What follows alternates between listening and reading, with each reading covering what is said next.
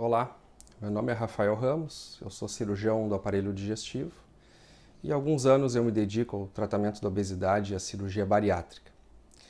Nos próximos 2 vídeos eu vou falar para vocês sobre as 2 cirurgias mais realizadas hoje no mundo, que é a gastrectomia vertical, ou sleeve, e o bypass gástrico, ou a cirurgia de Fobe e Capella. Então eu vou começar falando para vocês sobre o bypass gástrico. O bypass gástrico é uma cirurgia que já se faz há muitos anos para a obesidade, no Brasil e no mundo. É uma cirurgia que nós conhecemos bastante já. Então eu vou falar para vocês sobre como é feita a cirurgia e os principais mecanismos de funcionamento desta operação.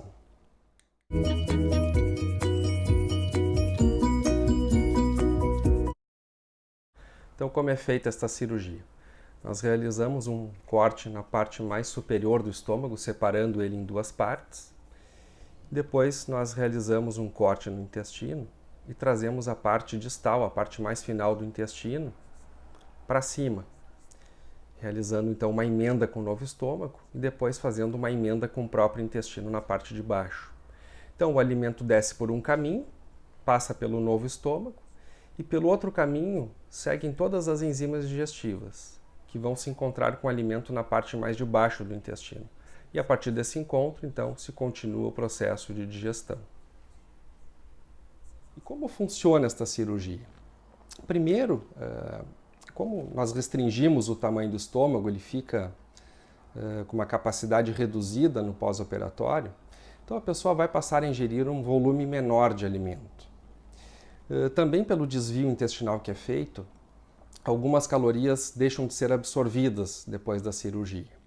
Mas o principal efeito da cirurgia não é o efeito restritivo e nem o efeito desabsortivo.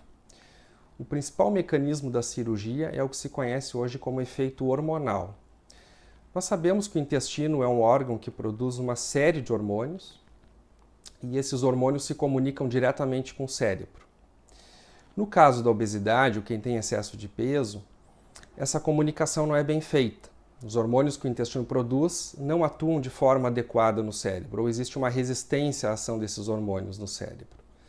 Então, quando nós realizamos a cirurgia bariátrica, especificamente o bypass, pelas modificações anatômicas que são geradas, nós promovemos uma alteração desses hormônios. Alguns desses hormônios eu vou comentar com vocês que são importantes.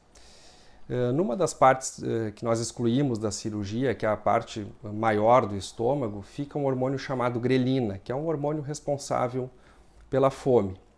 Então, quando nós realizamos esse desvio, essa separação do estômago, então nós acabamos também fazendo com que esse hormônio reduza os seus níveis, diminuindo a sensação de fome.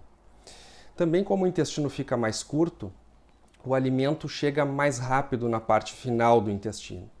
E essa chegada rápida do alimento na parte final do intestino promove uma liberação ou aumento de uma série de hormônios. Né? Entre eles nós podemos citar o peptídeo YY e o GLP-1, que são hormônios que atuam tanto ao nível do sistema nervoso central quanto em vários outros órgãos. Então esses hormônios eles ajudam na saciedade, na sensação de saciedade e também alteram o mecanismo da fome.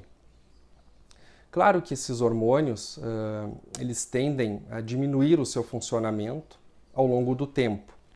A partir de 1 ano e meio a 2 anos, esses hormônios diminuem a sua ação, então com o passar do tempo a pessoa começa a sentir um pouco mais de fome, um pouco mais de vontade de comer, mas nunca vai ser como antes da operação.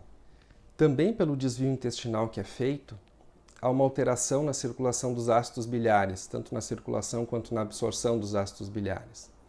E isso promove alguns efeitos importantes, principalmente no aumento do metabolismo ou no aumento do gasto energético e também um auxílio, um apoio na melhora ao diabetes. Um outro efeito provocado pelo desvio do intestino que vem sendo bem estudado hoje é a alteração da flora intestinal.